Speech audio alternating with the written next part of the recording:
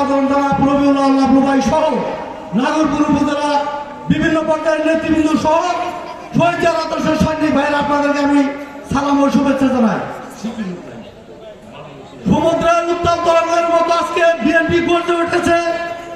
আগামী 12 তারিখে রবিউল্লাহ লাবলু ভাইয়ের নির্বাচন বিজয় অবসম্ভাবী। এই বিজয় কেউ ঠেকিয়ে রাখতে পারবে না।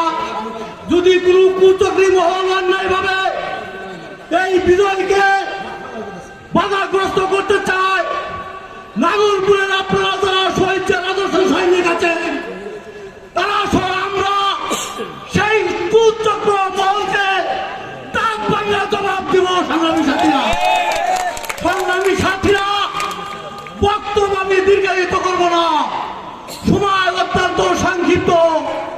আপনাদের উদ্দেশ্যে শুধু বলবো, আমরা রবিউল্লাহ লাবলু ভাইকে এমপি হিসাবে দেখতে চাই না, আমরা বাংলাদেশের একজন মন্ত্রী হিসাবে দেখতে চাই। সেজন্য প্রয়োজন অনেক বেশি ভোট দেওয়া। আপনারা 12 তারিখে ঢাকা বিভাগের সর্বোচ্চ ভোট দিয়ে রবিউল্লাহ লাবলু ভাইকে বিজয়ী করবেন।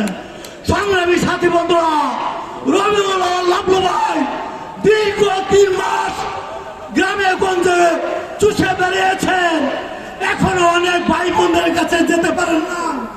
আমি রবিউল্লাহ লাবলু ভাই পক্ষ থেকে আপনাদের কাছে ক্ষমা চেয়ে নিচ্ছি। আপনারা যারা এখানে উপস্থিত আছেন, রবিউল্লাহ লাবলু ভাই সালাম তাদের কাছে পৌঁছে দিবেন এবং তাদের শীর্ষ দিকে রবিউল্লাহ লাবলু ভাইকে সর্বোচ্চ ভোট দিয়ে বিজয়ী করবেন। আপনাদের কাছে আমি বিদায় নিচ্ছি। একটা মাত্র স্লোগান ধরে আপনারা সবাই স্লোগান ধরবেন, ভোট দিবেন ভাই কিসে।